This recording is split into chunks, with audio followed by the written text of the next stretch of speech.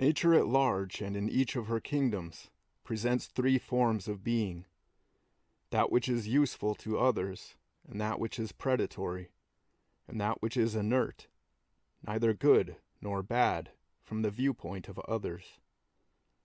In the human being, all three forms of life struggle for survival or predominance, and the embodied entity called the soul suffers or enjoys from its participation in nature.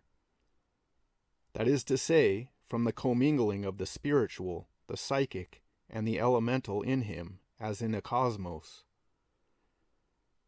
All these constituents are of the same origin or essential nature. All are in the same whirlpool of souls, all struggling alike under the same law of progress, all representing one or another stage in their evolution. All being thus of one origin and destiny, man represents a third stream which, being self-conscious, because of his partial reflection of both the extremes or pairs of opposites, falls into the error of identifying self, now with one, now with the other of the two mutually opposing streams. For we forget that in order for there to be an ascending current of evolution, there must be its opposite, the descending. When plunged by the separation called death into worlds subjective, the ego loses all consciousness of the worlds of matter, and so vice versa.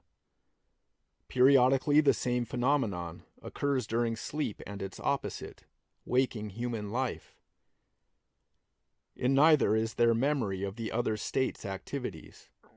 Only as we enter or leave the body, whether at death, in sleep, or in those profound self-induced states variously called meditation and concentration on self, as distinct from any and all states, any and all forms, is there any possibility of true clairvoyance.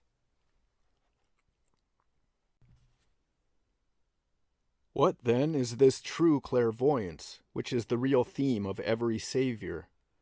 And what is the obstacle which bars us from its realization?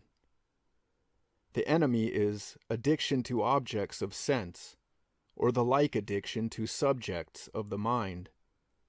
Both are the identification of self with what is seen. True clairvoyance is seeing the self by the self. Hence, the enemy has to be overcome by each, for himself, the realization of the identity of the self with the seer in all states and forms of existence.